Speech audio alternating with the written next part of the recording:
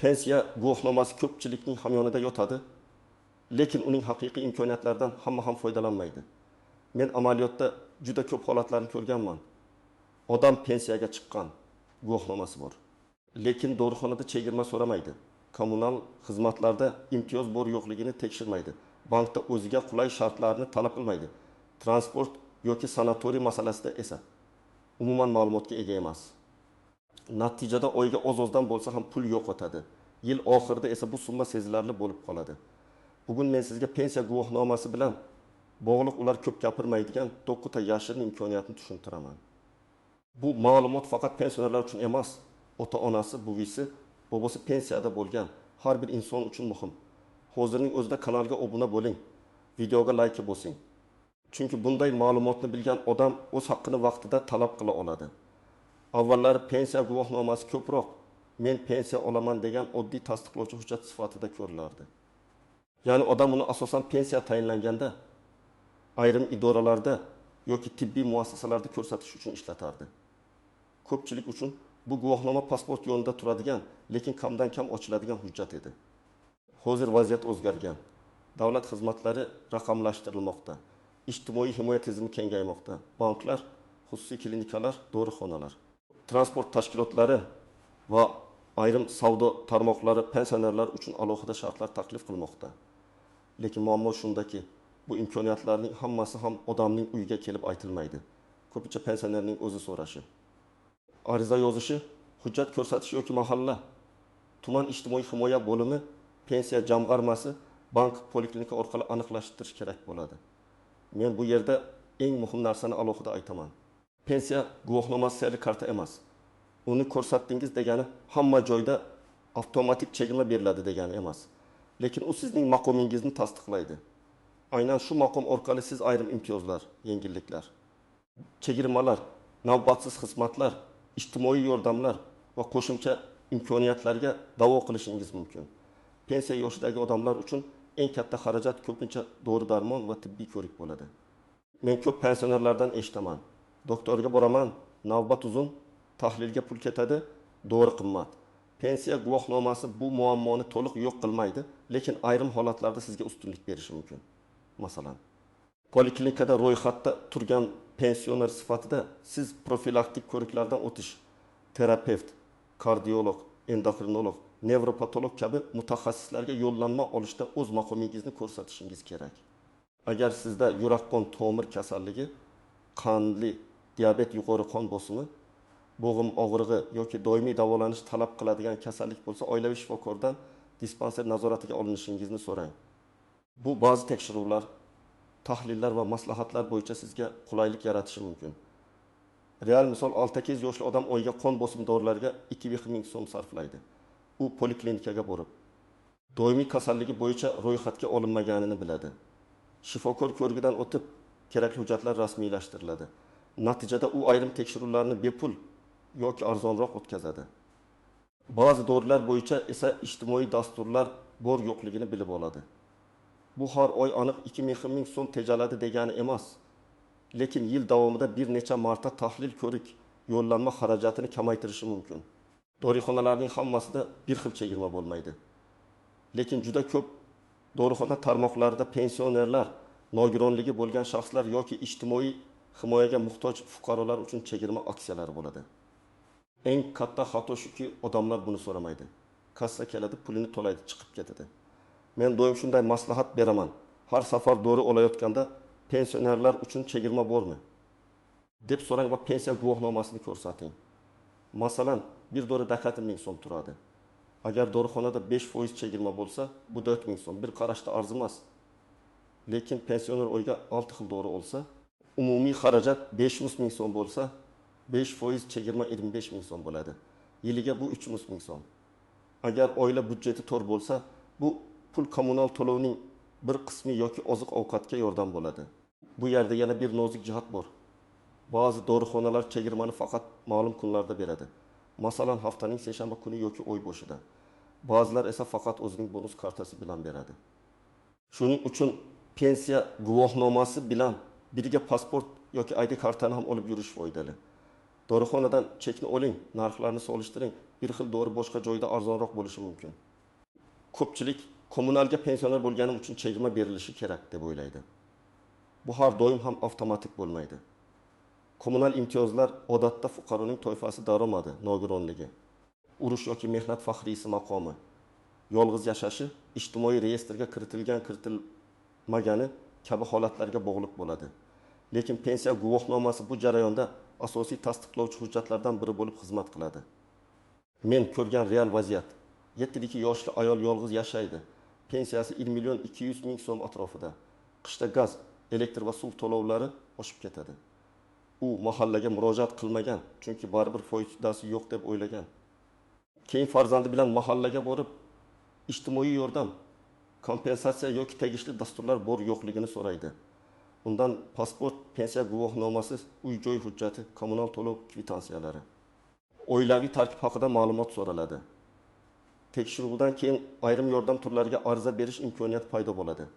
Asosiy xulosa shuki, siz imtiyoz bormi yo'qligini o'zingiz tekshirmasangiz, ko'pincha hech kim kelib aytmaydi.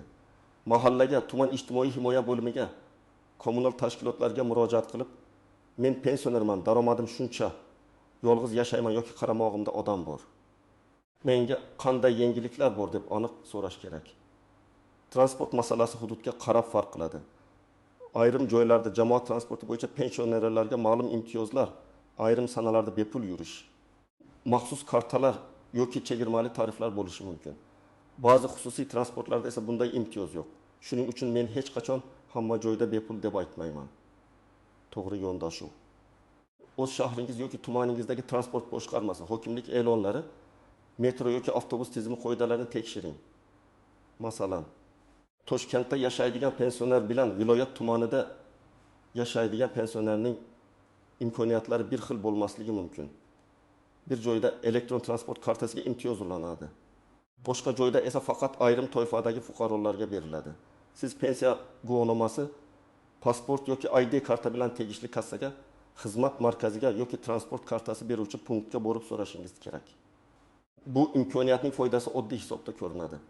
Agar pensioner haftasiga 4 marta shifokorga, bozorga yoki farzandnikiga borib kelsa, bir oyda uning hidi 20 martalik yo'l bo'ladi. Har safar 2-3 ming so'mdan bo'lsa ham. Oyiga girtimi 6 ming so'm xarajat chiqadi. Agar chegirma yoki bepul yurish huquqi bo'lsa, bu pul tejaladi. Ayniqsa doimiy davolanishga qatnaydigan odamlar uchun bu juda muhim. Pensiya ko'pincha bank kartasiga tushadi. Lekin ko'pchilik pensionerlar bankdan faqat pul yechib olish uchun foydalanadi. Aslida pensiya guvohnomasi va pensioner maqomi bankda ayrim qulayliklarni so'rashga asos bo'lishi mumkin. Masalan, ba'zi banklar pensionerlar uchun kartani bepul chiqaradi. SMS xabarnoma bo'yicha yengillik beradi. Omonatga qulay foiz taklif qiladi. Kredit bo'yicha alohida shartlarni ko'rib chiqadi yoki navbatsiz xizmat oynasiga yo'naltiradi. Bu yerda ehtiyot bo'lish kerak bo'lgan jihat ham bor. Pensioner maqomi sizni bank oldida avtomatik ravishda kredit oladigan odamga aylantirmaydi. Kredit olishda yosh, pensiya miqdori, boshqa qarzlar, kafillik, sug'urta, foiz stavkasi va to'lov qobiliyati hisobga olinadi. Men pensionerlarga doim aytaman, hech qachon farzandingiz yoki tanishingiz uchun o'zingiz tushunmagan kreditga imzo chekmang. Pensiya kartangizni hech kimga bermang. PIN kodni aytmang.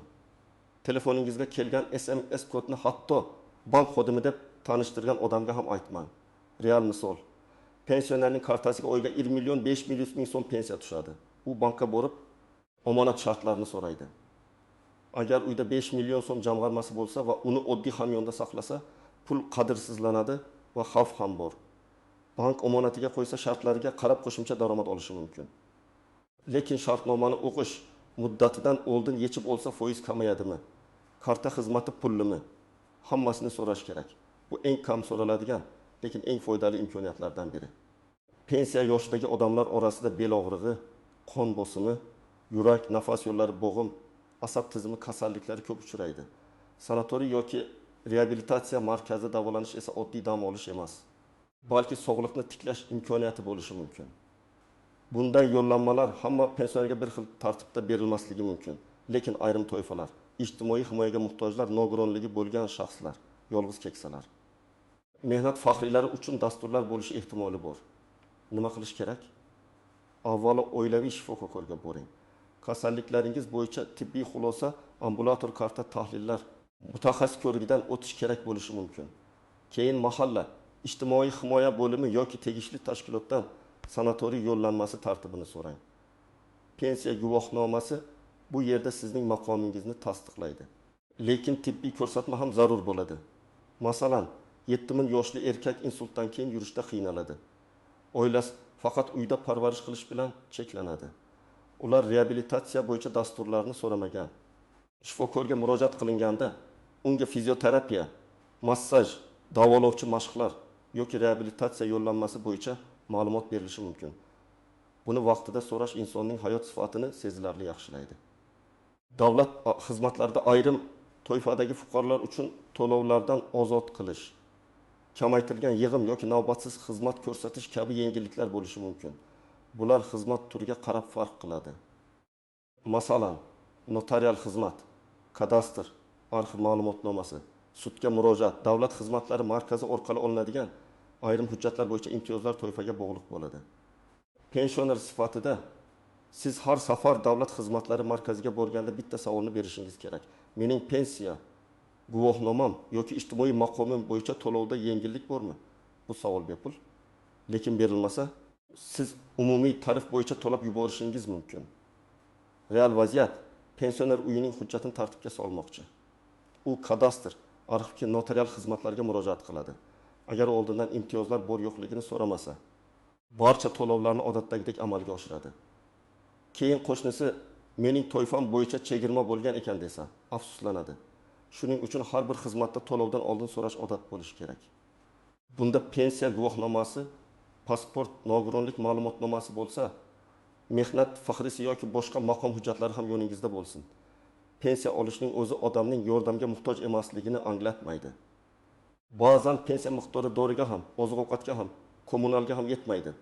Ayniqsa yolg'iz yashaydigan, farzandlari uzoqda bo'lgan, nogironligi bor yoki qaramog'ida boshqa odam bo'lgan pensionerlar uchun ijtimoiy yordam masalasi juda muhim. Mahalla orqali moddiy yordam, oziq-ovqat yordami, ijtimoiy xizmat, uyda parvarish, nogironlik vositalari, protez ortopediya buyumlari, issiq kiyim, bayram arafasidagi yordam kabi imkoniyatlar haqida ma'lumot olish mumkin. Bularning hammasi bir vaqtda va hamma uchun beriladi degani emas. Lekin ariza qilmasangiz ko'rib chiqilmaydi. Men pensionerlarga shunday amaliy yo'lni tavsiya qilaman. Mahallaga boring va og'zaki gap bilan cheklanib qolmang. Ariza yozing. Arizada men pensionerman, pensiya miqdorim falon, sog'lig'im holati falon, yolg'iz yashayman yoki oilaviy sharoitim shunday. Menga mavjud ijtimoiy yordam turlari bo'yicha tushuntirish berishingizni va holatimni ko'rib chiqishingizni so'rayman deb yozish mumkin. Arizaga pensiya guvohnomasi nusxasi, pasport nusxasi, tibbiy ma'lumotnoma, kommunal qarzdorlik yoki xarajatlar haqidagi hujjatlar, agar bor bo'lsa nogironlik hujjati ilova qilinadi. Eng yashirin imkoniyatlardan biri aynan xususiy sektorda. Ko'zoynak do'konlari, stomatologiya klinikalari, diagnostika markazlari, diagnostika markazlari, ayrim oziq-ovqat do'konlari, sartaroshxonalar, hammomlar, sport sog'lomlashtirish markazlari, hatto ayrim o'quv markazlari pensionerlar uchun chegirma qilishi mumkin. Lekin ular buni katta banner qilib yozib qo'ymasligi mumkin. Masalan, ko'zoynak tayyorlatish 4-3 ming so'm bo'lsa, 10% chegirma 60 ming so'm. Tish davolash 20 million so'mga tushsa, 5% chegirma 20 ming so'm. Diagnostika markazida UZI, EKG, qon tahlillari jami 300 ming so'm bo'lsa, 10% chegirma 32 ming so'm. Bu pullar alohida qaralganda kichik, lekin yil davomida yig'ilganda katta yordam beradi. Men doim shunday deyman. Pensioner odam uyalmasligi kerak. Chegirma so'rash tilanchilik emas. Bu sizning yillar davomida mehnat qilganingizdan keyingi qonuniy va ijtimoiy hurmatga asoslangan savolingiz. Pensionerlarga chegirma bormi? deb so'rash madaniyatli, to'g'ri va foydali odat. Eng avvalo yolg'iz yashaydigan pensionerlar, pensiyasi kam bo'lganlar, doimiy dori ichadiganlar, kommunal qarzdorligi yig'ilib qolganlar, nogironligi borlar, qaramog'ida kasal turmush o'rtog'i yoki nevarasi bo'lganlar albatta o'z imkoniyatlarini tekshirishi kerak.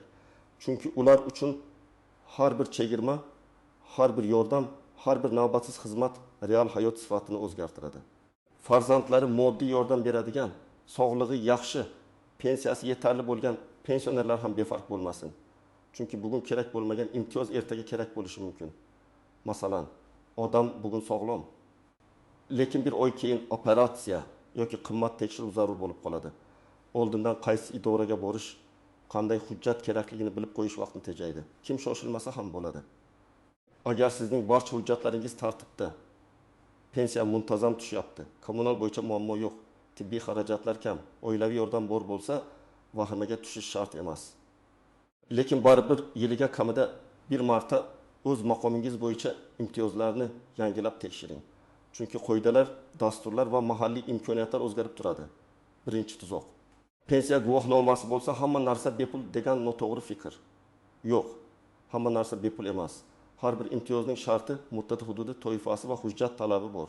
Siz buni aniqlashtirishingiz kerak. Ikkinchi tuzoq. Og'zakirat javobiga ishonib ketish. Ba'zan xodim charchagan bo'ladi. Bilmaydi yoki sizni boshqa joyga yuboradi. Agar masala muhim bo'lsa, yozma ariza bering. Yozma murojaatga yozma javob talab qiling. Shunda masala aniqroq ko'riladi. Uchinchi tuzoq, firibgarlar. Pensiyangizni oshirib beraman. Guvohnomangiz orqali pul chiqarib beraman. SMS kodni ayting. Kartangizni bering degan odamlardan ehtiyot bo'ling. Hech kimga kartangizni, PIN kodingizni, SMS kodingizni bermang. Davlat idorasi yoki bank hech qachon telefon orqali sizdan maxfiy kod so'ramasligi kerak. 4-tuzoq, muddati o'tgan yoki noto'g'ri ma'lumotli hujjatlar. Agar familiya o'zgargan, pasport yangilangan, yashash manzili boshqa bo'lgan, pensiya turi o'zgargan bo'lsa, hujjatlarni moslashtirib qo'yish kerak. Aks holda ayrim xizmatlarda muammo chiqadi. 5-tuzoq. Faqat guvohnomaga tayanish. Ba'zi joylarda pensiya guvohnomasi yetarli bo'lmaydi. Pasport yoki ID karta, estir, tibbiy ma'lumotnoma, nogironlik hujjati, mahalla ma'lumotnomasi, kommunal kvitansiyalar, bank rekvizitlari kerak bo'lishi mumkin. Shuning uchun hujjat papkasini tartibli saqlang. Endi men sizga aniq reja beraman. Birinchi qadam, pensiya guvohnomangiz, pasport yoki ID kartangiz, pensiya kartangiz. Tibbiy hujjatlaringiz va kommunal to'lov kvitansiyalarıngizni bitta papkaga joylang. Nusxalar ham tayyorlab qo'ying. Agar farzandingiz yordam bersa, telefoningizda hujjatlarning suratini ham saqlab qo'yish mumkin. Lekin maxfiy ma'lumotlarni begonalarga yubormang. Ikkinchi qadam, mahallaga boring. Pensionerlar uchun hozir qanday yordam, kompensatsiya, oziq-ovqat, uyda parvarish, sanatoriy yoki boshqa dasturlar bor deb so'rang. Agar holatingiz og'ir bo'lsa, yozma arz qoldiring. Arizadan nusxa olib, qabul qilingan sanasini belgilatib qo'yish foydali. 3-qadam, oilaviy poliklinikaga boring. Shifokordan mening yoshim va kasalliklarim bo'yicha qanday profilaktik ko'riklar, dispanser nazorati, bepul yoki imtiyozli tekshiruvlar bor deb so'rang. Agar doimiy dori ichsangiz, dorilar ro'yxatini yozib boring. Shifokor sizga qaysi mutaxassisga ko'rinish kerakligini aytadi. 4-qadam, dorixona va klinikalarda chegirma so'rashni odat qiling. Har safar bir xil jumlani ayting. Men pensionerman, pensiya guvohnomam bor. Sizlarda pensionerlarga chegirma bormi? Bu savol sizga hech qanday zarar qilmaydi, lekin pul tejashi mumkin. 5-qadam, bankingizga boring yoki rasmiy kol markaziga qo'ng'iroq qiling. Pensiya kartasi xizmati, omonat, komissiya, SMS xabarnoma, naqd pul yechish limiti, firibgarlikdan himoya bo'yicha savollar bering. Agar tushunmasangiz, shartnomaga darrov imzo chekmang. Uyga olib kelib, farzandingiz yoki ishonchli odam bilan o'qing. 6-qadam, transport imtiyozlarini tekshiring. Shahringizdagi transport kartasi markazi, hokimlik axborot kanali yoki avtobus metro xizmatidan pensionerlar uchun alohida tarif bor yo'qligini aniqlang. Kerak bo'lsa pensiya guvohnomasi bilan murojaat qiling. 7-qadam, har bir davlat xizmatida to'lovdan oldin imtiyoz so'rang. Notarius, kadastr, arxiv, davlat xizmatlari markazi, sud yoki boshqa idora bo'ladimi? Avval savol bering. To'lab bo'lgandan keyin pulni qaytarish qiyin bo'lishi mumkin. 8-qadam, agar siz yolg'iz yashasangiz yoki sog'lig'ingiz og'ir bo'lsa, qo'shnilar, mahalla faollari va farzandlaringizga hujjatlaringiz qayerda turganini aytib qo'ying. Favqulodda vaziyatda tez yordam chaqirish, shifokorga hujjat ko'rsatish, bank yoki pensiya masalasini hal qilish osonroq bo'ladi. 9-qadam, yiliga bir marta imtiyoz tekshiruvi qiling. Bu xuddi tibbiy ko'rikka o'xshaydi. Mahalla, poliklinika, bank, kommunal xizmat, transport va dorixona bo'yicha yangiliklarni so'rab chiqing. Chunki bugun yo'q dastur ertaga paydo bo'lishi mumkin yoki aksincha eski tartib o'zgarishi mumkin. Pensiya guvohnomasi oddiy qog'oz yoki plastik hujjat emas. U sizning mehnat yillaringizdan keyingi maqomingizni tasdiqlaydi va ko'p eshiklarni ochishi mumkin. Tibbiyot, dorixona, kommunal to'lov, transport, bank, sanatoriy, davlat xizmatlari, mahalla yordami va xususiy sektor chegirmalari bo'yicha imkoniyatlar bor. Lekin eng muhim qoida shuki, so'ramasangiz ko'pincha hech kim o'zi aytmaydi. Men sizga tavsiya qilaman. Bugunoq pensiya guvohnomangizni olib, hujjatlaringizni tartibga soling. Mahallaga yoki poliklinikaga bitta savol bilan murojaat qiling. Balki siz yillar davomida foydalanmay kelayotgan yengillik borligini bilib qolarsiz. Sizning hududingizda pensionerlar uchun qanday imtiyozlar bor? Dorixonada, transportda, kommunal to'lovda yoki bankda chegirma olganmisiz? Izohlarda yozib qoldiring, boshqalar ham foyda olsin. Video foydali bo'lgan bo'lsa, like bosing, kanalga obuna bo'ling va yaqinlaringizga yuboring. Chunki bu ma'lumot bir pensionerning ham vaqtini, pulini va sog'lig'ini asrab qolishi mumkin.